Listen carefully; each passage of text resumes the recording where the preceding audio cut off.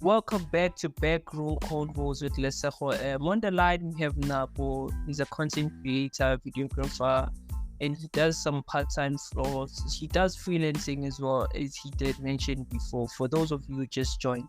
So we'll just dive right into like the questions that you guys provided us to ask Napo. So the question goes as follows, Napo. Can you share a travel destination that surprised you the most and exceeded your expectations? Sri Lanka, I'd say Sri Lanka. Yeah, I honestly didn't know what to expect, like going to Sri Lanka, even though I'd seen like a video or two on YouTube of Sri Lanka, but because it's one of those destinations that are not advertised, but it's such a beautiful, like in my opinion, like one of the most beautiful countries, like, on this planet.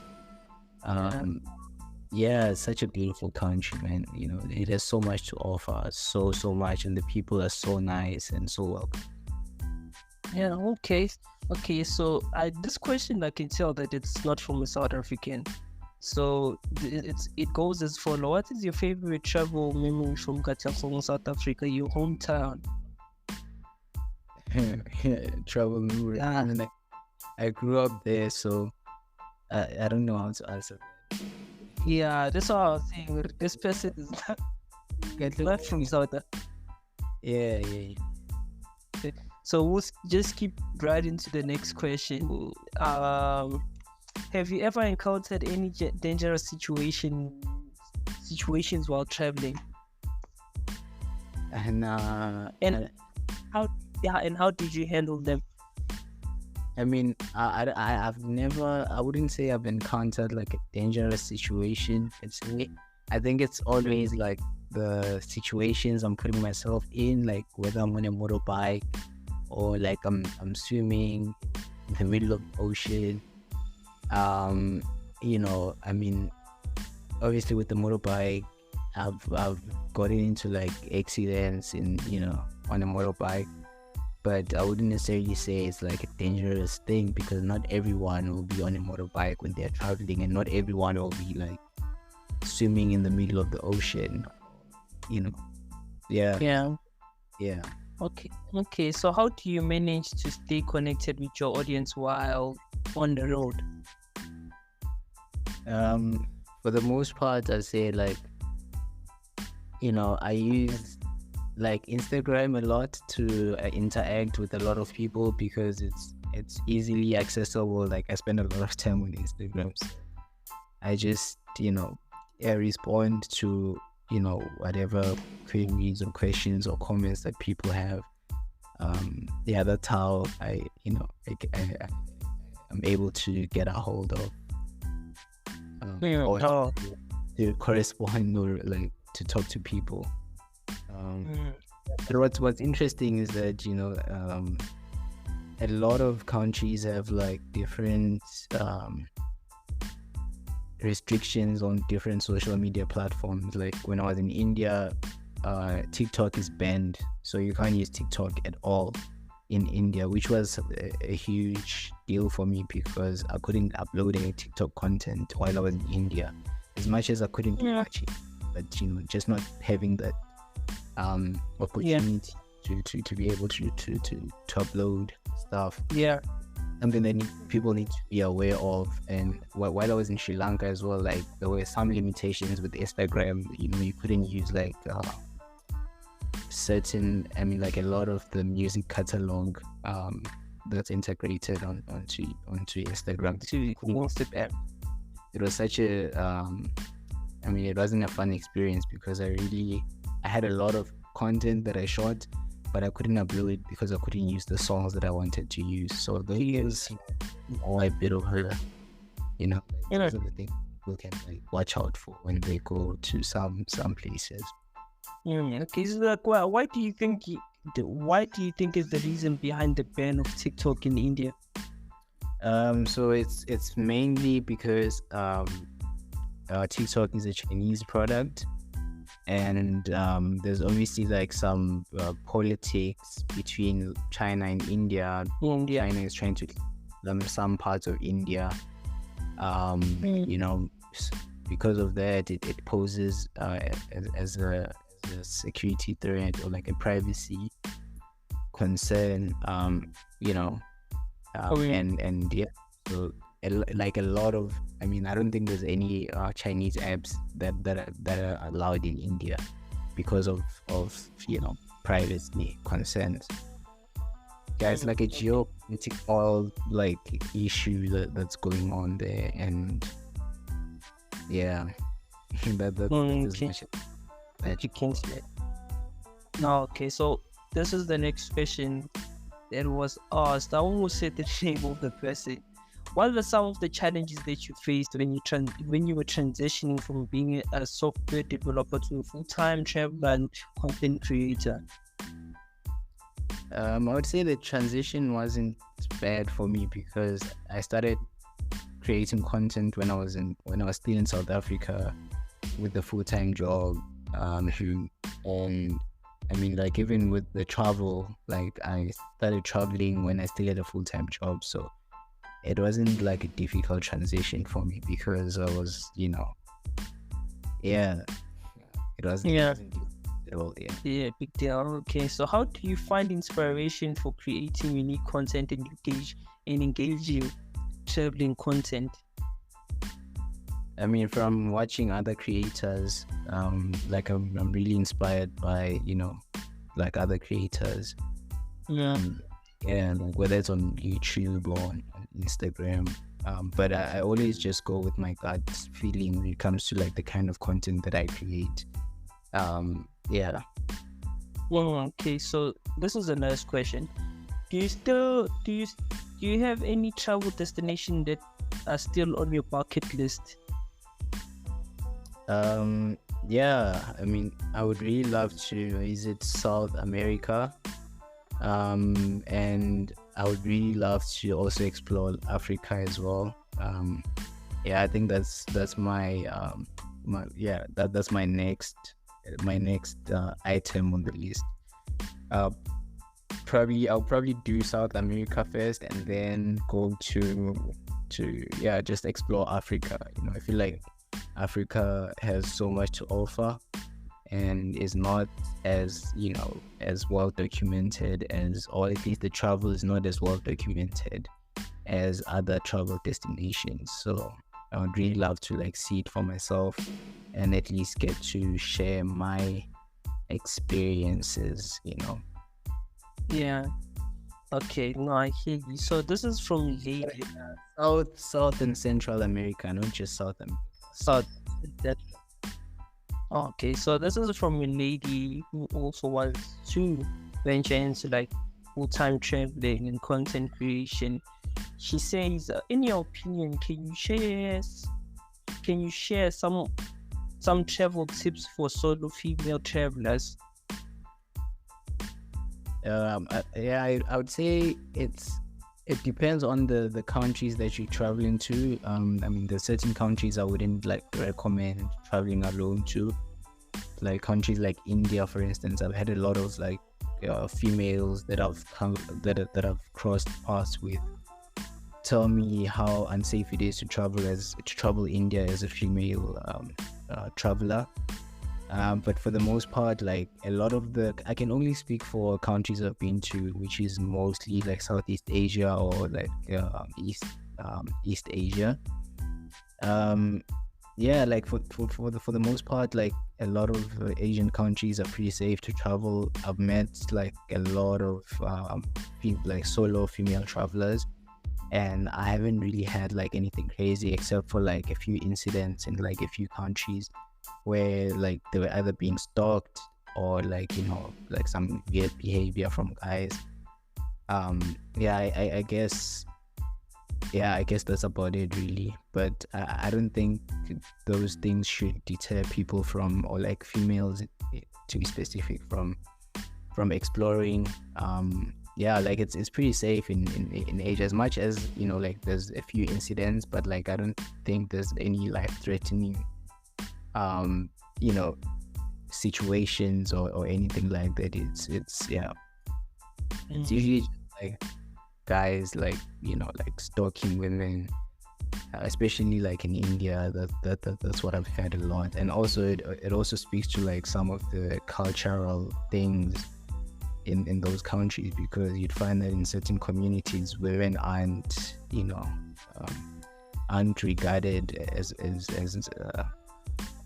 I don't know how to say this, but like women are probably not how do I even say this? I don't know how to put this exactly, but like in some parts of India, obviously, like women are considered as being what's the word for it? Like, why is this thing losing me now? Being, I would say, lesser than men to some degree. So there are some parts where women are like are bound to respect traditional gender roles, to say like a woman is this, like those traditional gender roles, to say you can't do certain things as a female in this region. Not just that, like it's almost like as a woman you're basically a man's property to some degree in some communities. I'm not speaking to like India, because I've never experienced that, but like what I've heard is that, well, like one thing that I've experienced is that like I remember traveling with a female traveler, and every time people, like the men would always come to me and ask me for her permission to like take photos, Oh, weird. yeah. You'd expect you'd expect them to ask her, but because in their culture is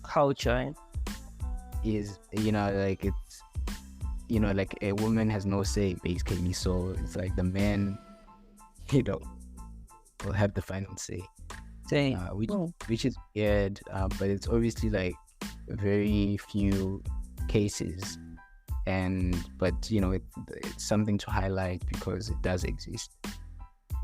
Yeah, that's something, that's a cultural shock for me. So this is the next question that I have for you. Do you have any rituals or routines that you follow while traveling to stay organized and focused?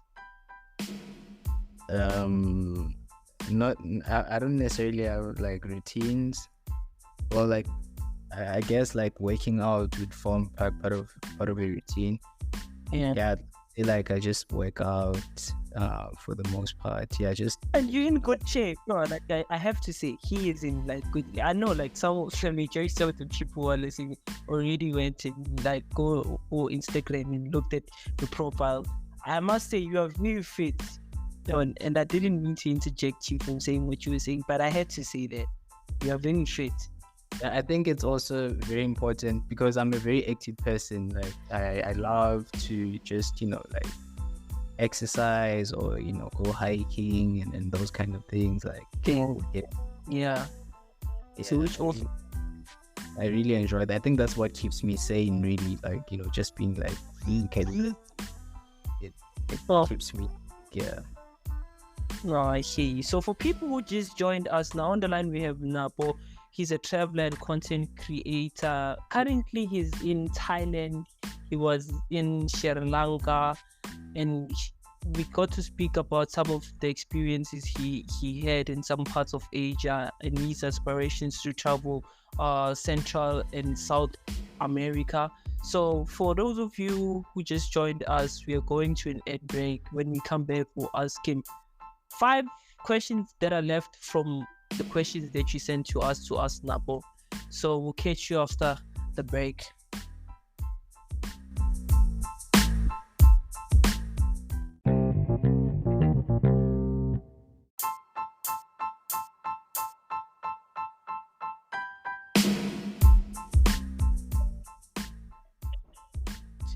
Welcome back to Backroom Convos with Leseho. On the line we have Napo. Yeah, the same Napo that we deleted the episode. We did apologize when we did to people who were not here on the first segment. We did apologize for you, but now we took some of the questions that you wanted us to ask Napo, and this interview is based solely on the questions you sent to us Napo. So the next question, Napo, is how do you choose your travel?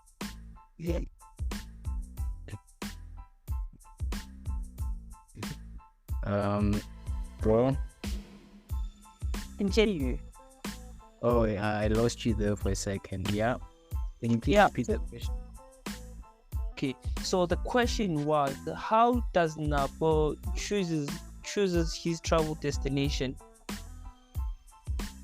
To be honest, like the how do I even say this? All the countries I've visited so far were countries that I'd been interested in visiting, like whether from seeing them on TV or from seeing other people visit them on YouTube.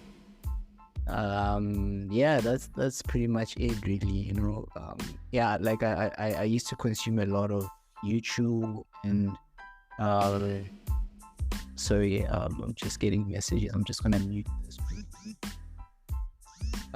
Yeah, so like I used to consume a lot of like YouTube, and yeah, I would see like a lot of people traveling, and like I would always make a list of the countries that I found interesting, culturally, and like there's obviously other aspects, but yeah, that's pretty much it really. And also like I think the biggest thing would also be like affordability, because when you're traveling, well, at least for me, like usually I travel for extended periods of time. The last time I think I was away for like 9 months, so you can just imagine like I have to make my money go like a long way, literally. So yeah, so like affordability, and also like just culture, and like things to do. I mean, but I believe that each and every country has something to offer to some degree, so that's usually not an issue. And for the most part, I usually just go to a country, and then when I get there, I'll just interact with the locals, and they would recommend things that I can do, and I would just go and do those things, and also maybe like some stuff on the internet. But yeah, I think the biggest factor I'd say would be like affordability. Okay. So moving, yeah. Fortunately for us, like our rent is strong, like in a lot of Asian countries. So yeah, that really helps a lot sometimes. a lot. No, okay. No, I hear you. So what are some of the tips you can give to aspiring world travelers who also want to document their journeys on YouTube? Yeah, I would say like do it only if you're genuinely interested in traveling and genuinely interested in creating content, because social media doesn't pay, so you have to be really passionate for you to push through and get to a point where you actually start making money, and you start working with brands and things like that. So you just have to genuinely be interested, because for a lot of people, or like I think travel has been romanticized a lot, like on social media, where people only show like the nice things about traveling, but it gets really real, because I'm out here alone most of the time, like far away from family. There's a lot of things that happen at home that I get to miss out on, and it's not fun. It's a lot, yeah. It's a lot. Also, a human aspect, like it's not easy to live alone, but also if you're not that kind of person, because I know personally, like I can do it, like I've done it for 9 months, I can do it for a year, I can do it for however long. But I know for a lot of people, they can't do that, you know what I mean? Like, yeah, what, like do that while recording and uploading on YouTube. It's not an easy thing, so you just have to be genuinely interested in like adventure, like exploring, and be interested in YouTube, yeah, and like content creation in general. no, okay, it's nice. So what's your favorite part about being a content creator and sharing your experience with others? I think my favorite thing would have to be like every day I'm presented with an opportunity to try and better myself, like whether in terms of like editing or storytelling or how I present myself, like on social media. So I think it's a really dope thing to just be able to like constantly improve and become better at your craft. Yeah. And I'm still like a very long way to where I want to be in terms of like content creation.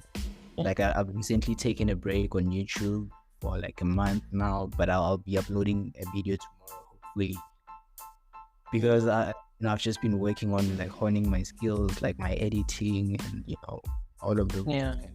I think that's what I like the most about content creation. Just being able to like express yourself creatively and learn new things and like Yeah, it's dope. That's dope.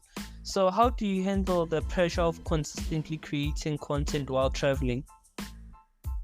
I mean, there's no pressure really. Like I don't feel any pressure, like, because for me, I'm in it for the long run. I'm not in it for anything else but just purely expressing myself. And I've come to a point where I understand that it's not always going to be nice, and it's not always going to be nice. There'll be days where I won't feel like creating content, and that's totally okay. And yeah, I just don't create content, and I hope people can come to an understanding of that. Like us as content creators, we human too. There's days where you don't want to leave the house. There's days where you don't want to have the camera on your face. Yeah, but at the end of the day, you just have to do what you have to do. Yeah. Yeah, no, I hear you. So the next question is, how do you find a balance between immersing yourself in the destinations you visit and capturing the footages of your content? So if I understand you correctly, like, how do I get to experience the place and still be able to capture it? Is that what you asked? Yes. I mean, the balance, yeah. I mean, I'm the one who's behind the camera, so I get to experience it through the camera, and I also get to experience it with my own eyes. So, and for the most part, like the videos that you see on social media, just reflection of the time I spend out here. So yeah, I think I've found the balance. I just don't spend the whole day like shooting videos. I do make time to like just go exploring without a camera. Yeah, and I think it's very important, like especially if you're doing it for the long run and you're traveling like for extended periods of time. You don't want to always have the camera out because you're gonna miss out on what you're actually there for, which isn't gonna be a nice experience. So yeah, the way I don't even like carry a camera around, where I don't even like shoot anything on my phone, and post thing. Yeah. So how do you connect with local culture and people when you're traveling? I mean, I don't know, like fortunately for me, like I always get to interact with people like everywhere I go. I'm fortunate. I don't know what it is, to be honest. Like I'm always fortunate to meet the right people and to just interact with people without any issues. I don't know, like I don't even know how to explain it, bro. It's like I'm always finding the right people everywhere I go. Like when I was in Sri Lanka, for instance, like I met this elderly fisherman at a bar. I was doing some work, like having a beer, and then he came to join and we started talking. Even though like like his English wasn't great, but we were still to a point where he invited me to his home, and like invited me to his home. I met his family, and we had dinner together. He invited me the next day as well. He even took me to his workplace, like where he does all the fishing. Until this day, we like they call me almost every day, like his whole family, like his wife, daughter, and grandson. it's really I don't even know what it is, but like everywhere I go, it so happens that like there'll always be someone or like a group of people that I'll interact with, and we just have like like a good understanding of one another. Oh, that's dope. That's dope. So this is the next question. How have you ever experienced any cultural shock while traveling? If so, how did you adapt? I mean, everywhere I go, there's always like a culture shock. But fortunately for me, because I've spent a lot of my travel in Asia, the cultures are pretty similar, the side. But the first thing that was like very foreign to me was like they use like bidets. By day, I don't know how it's spelled BIDET, I think. It's like a spray that you use like after using the bathroom to like clean yourself. Well, Across okay. Asia, that they use across Asia, like that's what they use to clean themselves, and they obviously use tissue after. So that's like one of the things that I wasn't like familiar with, but now I've come to fully understand like the use of the thing, and also just leaving your shoes outside the door, like when you go inside the house, and what that really means. And yeah, there's like a whole bunch of things. Yeah. Yeah, but you get Sure. to the most important thing is understanding why the things are done, and Okay, so this is the next question. How do you handle language barriers in other countries, in different countries? I'm sorry. like I said, bro, like I feel like there's like a human, I don't even know how to put it. There's like a universal language, that everyone understands, like across, like across cultures, across countries, and whatnot. And fortunately for me, I've just been able to experience that, like where I would go to a place, and even though I don't understand the language, but I'm still able to engage with the locals. And not even just that. Recently, when I was in Sri Lanka, I went on a hike, and like it was very late in the evening. Even though like I didn't know the place or whatsoever, like a dog just came and it led me up the mountain. You know what I mean? And and I was able to come down safely with the dog. Like it's I don't know. I think it's just the universe conspiring to make things work for me. That's just what I think. So, to show that it's not even just with like humans and like culture and language. It's just a matter of like things aligning. And yeah, that's honestly what it is. Like that's the best way I can explain it. So I'm not usually too worried about like language barriers and things like that. Like I said, like when I was in Vietnam, I rode across the whole country. I couldn't even speak a word. I couldn't even say anything in Vietnamese, but like I was able to accomplish my mission. You know what I mean? So the real human element, like that I don't know what it is, but everyone just understands. Like I don't even know what it is, bro, but yeah. This is something, yeah. So for people who just joined us now, on the line we have Napo. He's a content creator. He also travels all around the world.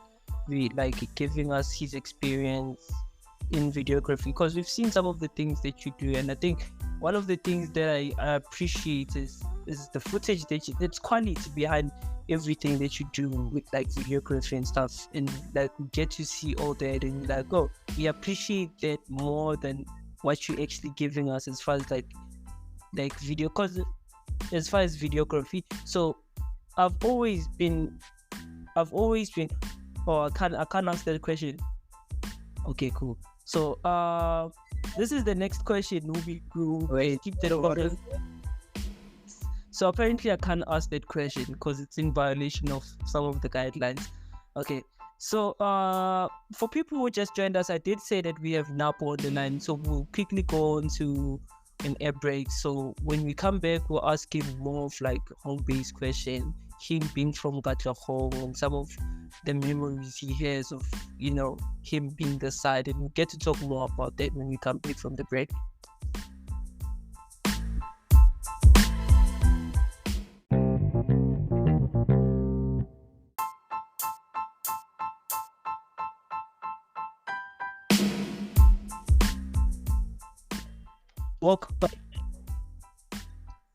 Welcome to Backroom Convos with Lesafo.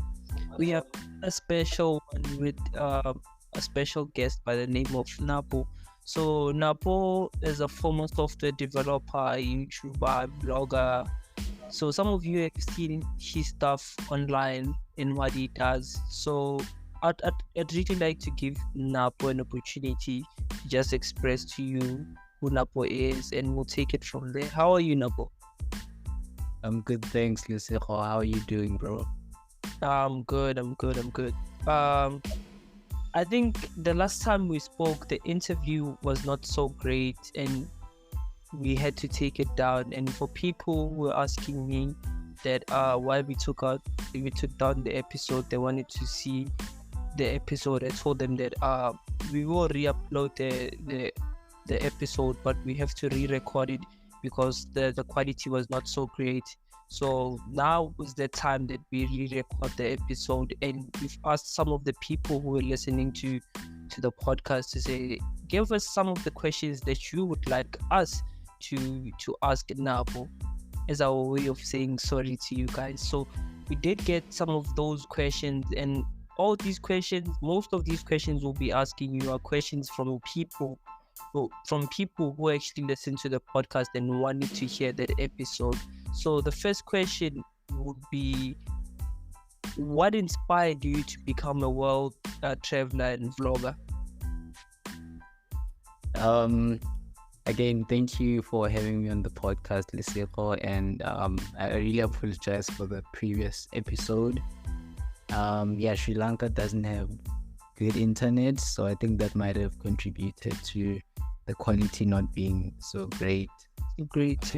But again, I mean, like I said the last time, what really inspired me to start traveling and basically to become a travel content creator was me just watching other content creators on YouTube that were traveling.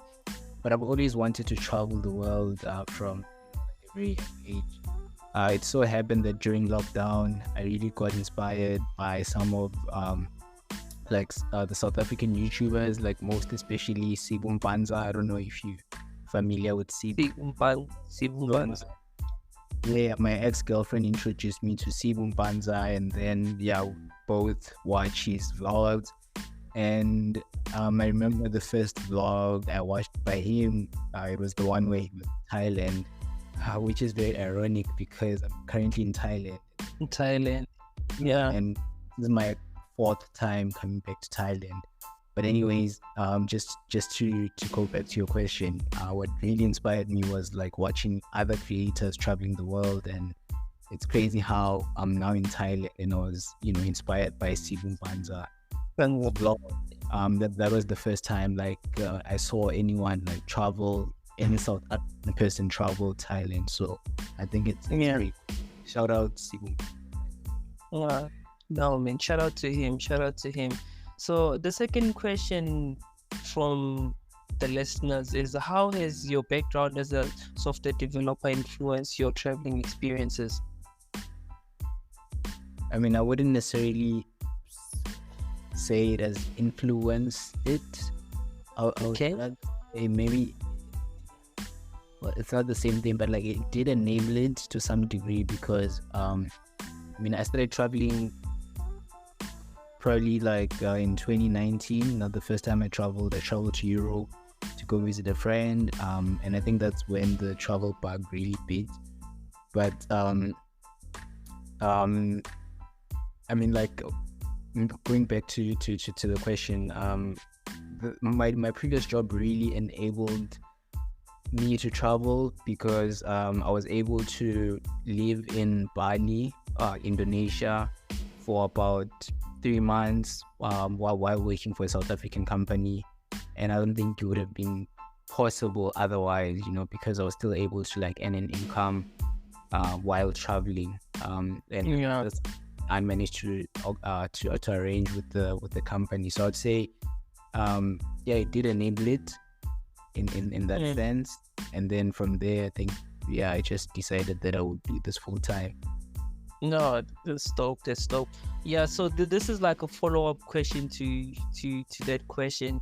Is what made you decide to resign from your software developer job and pursue a career as a full-time traveler and content creator? Yeah, these people were listening. They were listening. Yeah, I get that question a lot. I get that Yeah. question a lot. I mean, it's not an easy one because I mean, like it wasn't easy at all leaving my job to travel full time. But I think one of the contributing factors was the fact that, I mean, like we all know how 9 to 5s are, like they're very demanding. And especially at the time, because I was the only person working on a project in the company. As much as I had been working on that project for a while and I knew it very well, I think what really made things a bit tricky for me was the hours, because Bali is Indonesia is Bali is I think like 7 hours ahead of South Africa. Yeah. Yeah, I think it's plus minus 7 hours ahead of South African time. So at the time when I was living in Bali and working full time, I had to make some adjustments to my work hours. As much as I had complete freedom of working at whatever time I wanted, it was a bit tricky because sometimes I would get incidents. So I worked for a bank, so sometimes like the application wouldn't work for some customers, and I'd get calls here to join and try and resolve the issues as the main person in the project. So it became like a bit tricky for me because like the hours weren't really working out for me, and I would spend a lot of my daytime working, and then I could only explore either in the evening or early in the morning between like 6 to 12 midday or after 8 p.m. Which was tricky me because I felt like I was living in such a beautiful country and I couldn't even like explore as much. Yeah. So the next question would be, how do you finance your travels and vlogging adventures? Yeah, I mean, to take you back a little bit, when I quit my job, I had obviously been saving for like months leading up to that point. Not just that, I had a car back in South Africa, and 2 months into traveling, I decided to sell my car because it wasn't serving me at all. It was just collecting dust in the garage. And prior to that, I had also moved out of an apartment I was renting where I was paying like 8K, 10K. I mean, like obviously, like if you look at like the expenses, in terms of like the expenses, I was able to reduce all of my expenses by more than 15,000 rands at the time, which meant that I could spend the same amount of money living abroad or like living in the countries I was visiting. So that's how I was able to afford it during the time when I still had a job. And then after that, I obviously had savings, so everything just came out of my savings.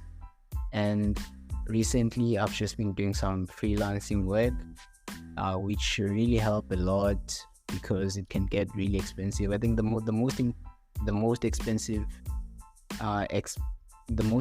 thing that I spend on is like plane tickets, So Yeah.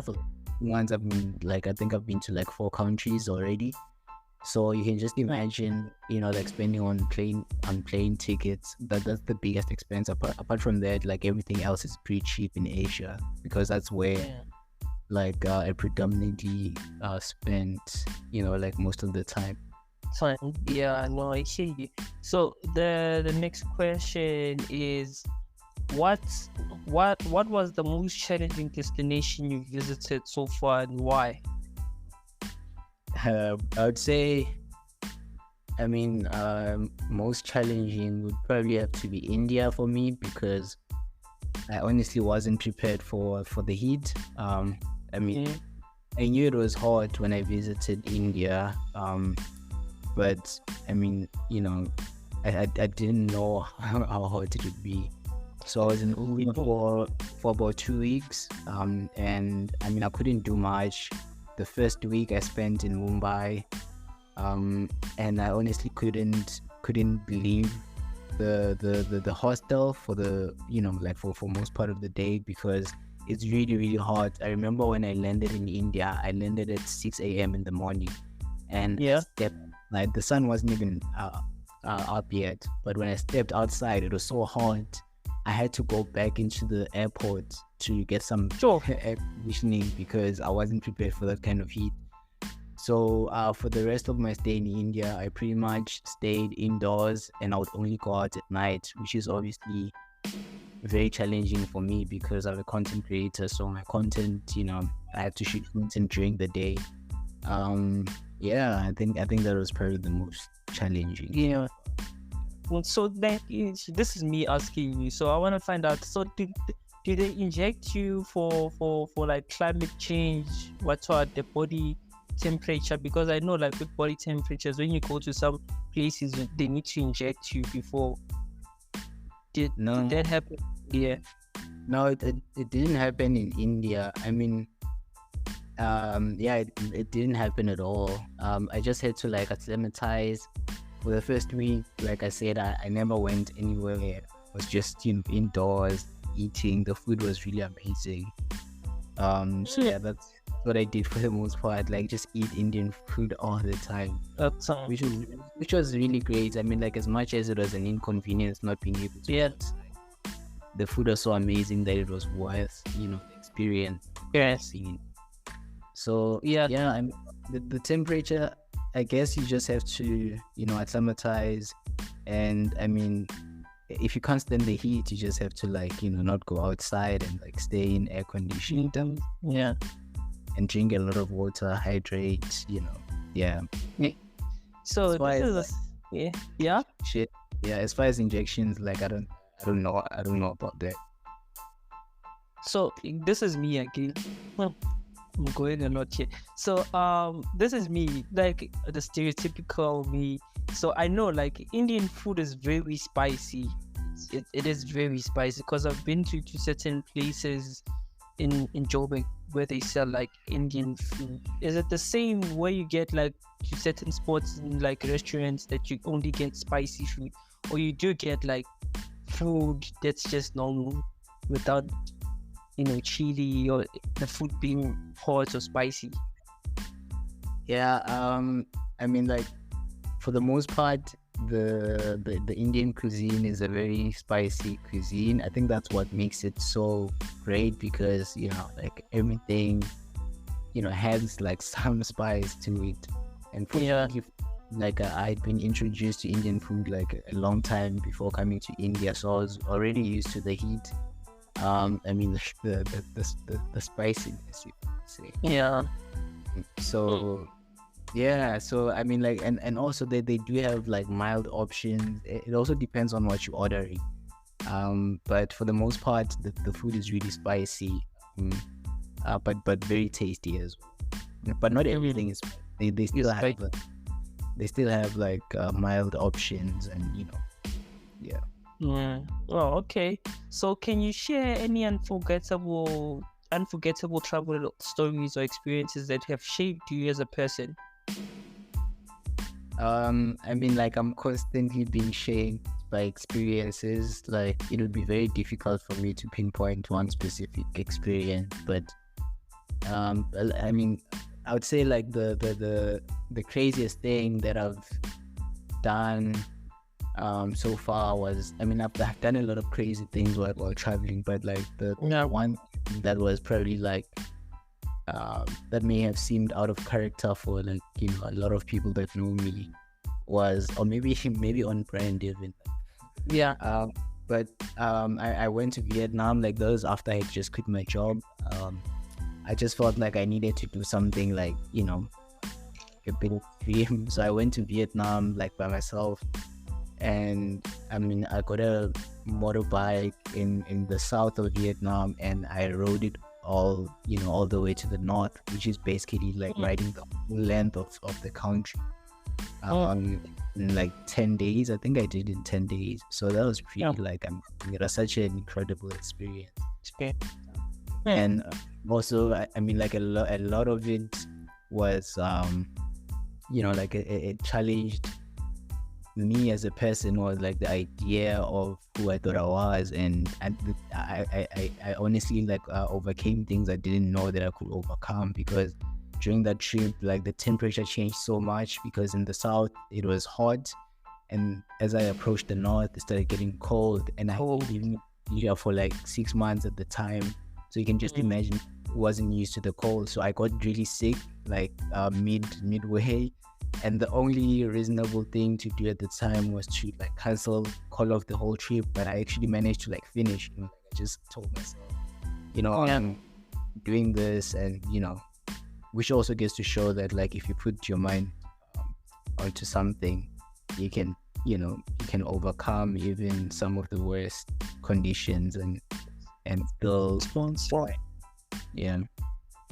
so for people who just joined us now, on the line we have Napo. He's currently in Thailand, and we did already apologize for the previous episode being cancelled or being deleted. So but now we are answering some of the questions that you had for him. So after the ad break, we'll be asking him more of the questions that you guys sent in to us to ask him. Catch you on the next one.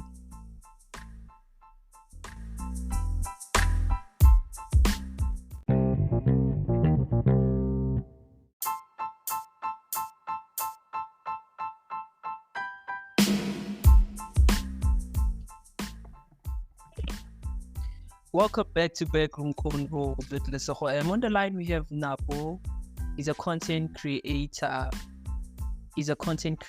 So for those of you who've missed the 3 segments of this episode, the episode will be uploaded on Spotify or other DSPs besides Spotify, because I know like you always say I speak of Spotify a lot, and I don't talk about people who use Apple Podcasts. So like all DSPs, it's available on all DSPs, iTunes, Apple, you'll get that there. So but this is the last segment of the show, so we'll go through 5 questions with Napo, then he'll give us, for people who just joined and people who are new, who are not here who were not here at the last interview that we had with Napo. So they'll get to get those social media handles by Napo. And yeah, I think that's about it. So Napo, this is the next question. How do you handle homesickness while being away from your loved ones for extended periods of time? I mean, I video call my family, you know, like constantly chatting on WhatsApp. I think that does help to some degree. Oh, yeah. Okay. So, like, before you go, like, are you done with that? Sorry, like, why do I keep on doing that?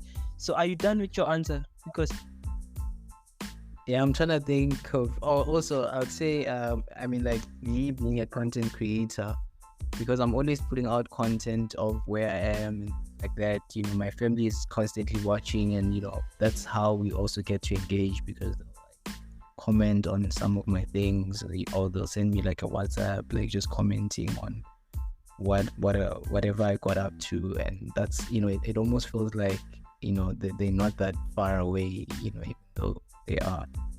But I think that and also like from their point of view as well, they get to experience what I'm experiencing. Like, Yeah. Yeah. So I think it does help to some. Yeah, that's nice. So, like, I wanted to ask you a question before, but now it seems like I forgot what the question was. But we'll move right along. So the next question was, so like I like forgot the question, but I'll just ask this one. So before you did mention earlier on the show that yeah, you're looking to travel to South America and Central America, and before you do that, do you have any plans of coming back home before departing to like those Yeah. countries in South? Yeah, most definitely. Like I do have plans of coming back before, like going on those expeditions. Yeah, Um, how? for Yeah, now, for now, like I'm just really like just taking a break. Like I said, I'm in Thailand right now. Like I'm probably gonna be here for a while and just try and get my things in order. Just because traveling like is very tiring, like can get very tiring. Like the yeah, past 2 months, just been traveling nonstop, so it really took a huge toll on me and on my body, and like I just needed to like take a break for a little bit, and yeah. yeah. Oh, it's so like how big is the piano culture internationally? Because I think I've seen like couple of places where I see that African music is like booming. See, so like I just wanna know like for some of the parts that you've been, is it is it being listened to, or it's like there's like music that they Yeah, listen to those areas? to be honest with you, like Asian people like are pretty, bro, like they into their own stuff. I'm not even gonna lie to you. They really into their own things. They into their own music. They into their own everything. Yeah, It's more I would say like in Bali, since Bali has become like somewhat multicultural because yeah, everyone moving there, all the digital nomads and things like that, they do have like an amapiano community there where there's events I think every weekend or every month or something like that. mm, There's like a lot of like piano DJs that go to Bali that play specifically at like Savaya. There's like a beach club called Savaya in Bali. It's like one of the biggest beach clubs out there, and they mm, always like South African artists. Like I've seen like Uncle Waffles, like you name them, like everyone, yeah. and It's Black Coffee playing as well. Like yeah, there's quite here, a few yeah. South African artists that been there. Yeah, yeah. So I do have a friend who's currently in South Korea, and he did mention to me like some of the things he's experienced. He's like, there's people who are actually going to work at night, like they go to work like it's daytime, and I'm like, what? He's like, yeah, like this side.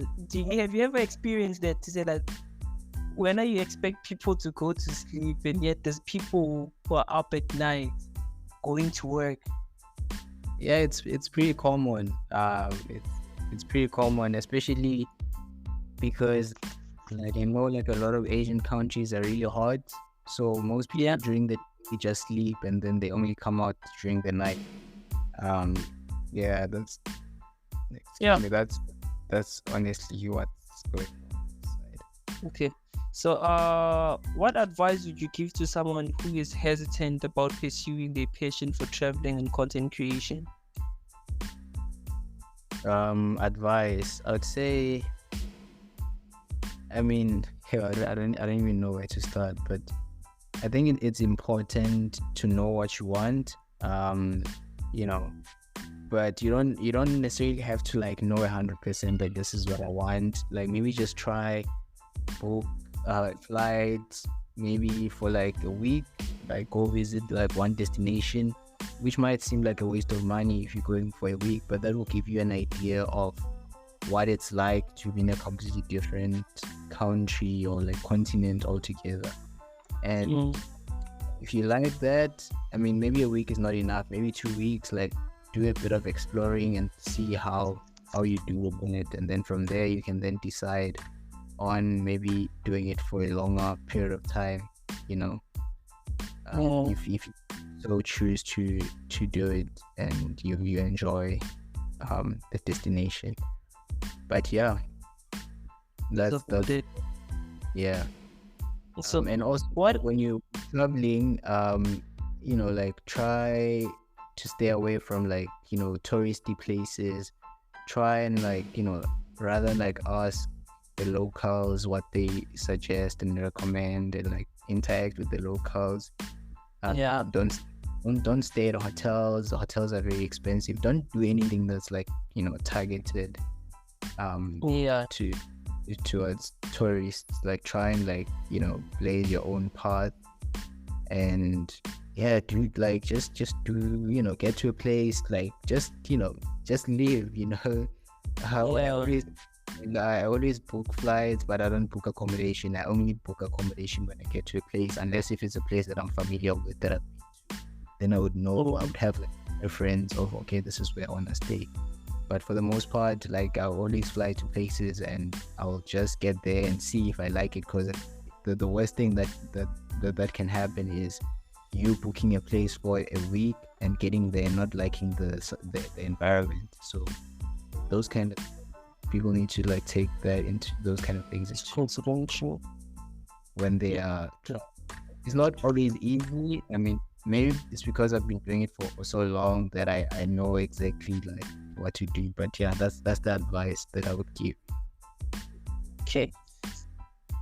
Your future goals and aspiration as a world traveler and content creator. That's the final question. You're not taking any more questions.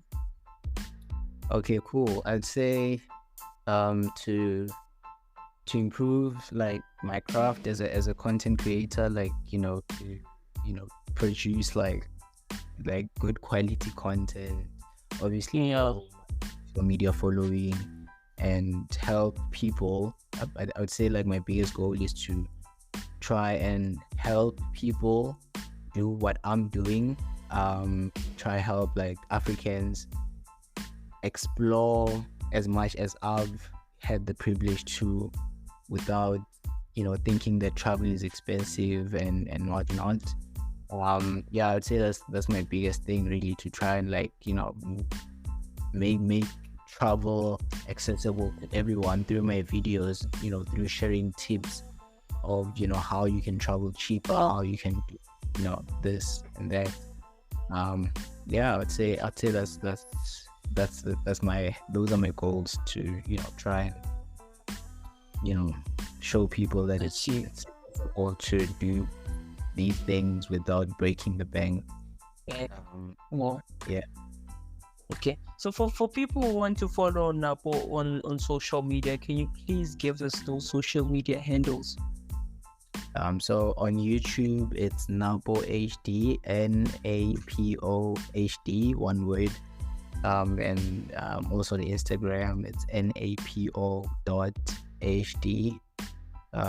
Same for TikTok, napo.hd.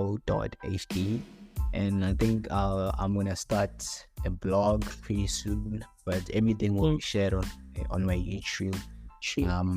Yeah, I think I'm gonna start uploading consistently again on YouTube, and a lot of information should be coming from my YouTube channel. Yeah, I hope your listeners will go and subscribe. Hopefully, So we actually have someone who's actually in the blogging space, who actually writes about the interviews that we do. So it's true.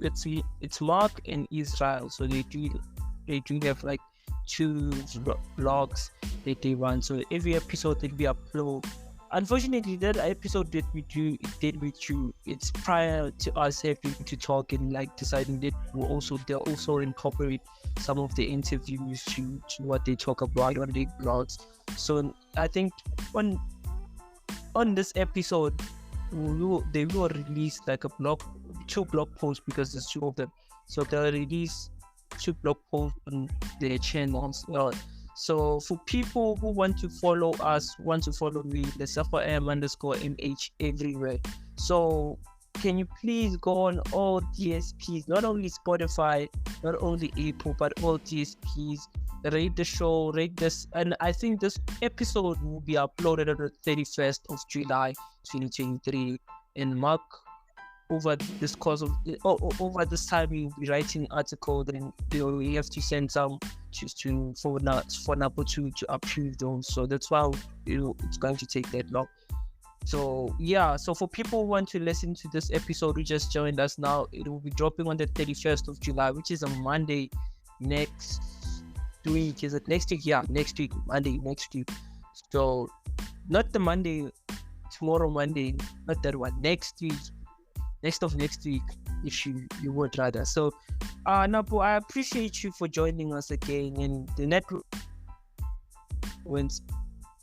Appreciate everything that you did for us, your time, even more. So we appreciate you. Nah, no problem, bro. Thanks for having me. Like, I'm happy to do this again if you want. Yeah, for sure. Yeah, I'm sure we are. Was this live? Because like you keep on having like ad breaks. Oh yeah, so on Spotify they do we do lives on Spotify. So we go live and we take questions on. So people who are going to Spotify, if the podcast does this a section where there's like if your podcast does live, so people can actually see. Then they go there and social media, we let them know on TikTok to say we'll be going live. It's up to us actually to say, yeah, if I'm going live today, it might be maybe on TikTok or on Instagram, and we take questions based on that. So everyone who's listening can hear you speak, and they can just give us your question. Okay. So now we've been trying to incorporate, we've been trying to incorporate StreamYard to play, so we can live stream everything from YouTube to Instagram to TikTok all at once. So we will in future incorporate that into our live stream. And obviously, we would be happy to have you on the podcast again, because later on this year we are planning on having our studio set up and have a video podcast going on for sure.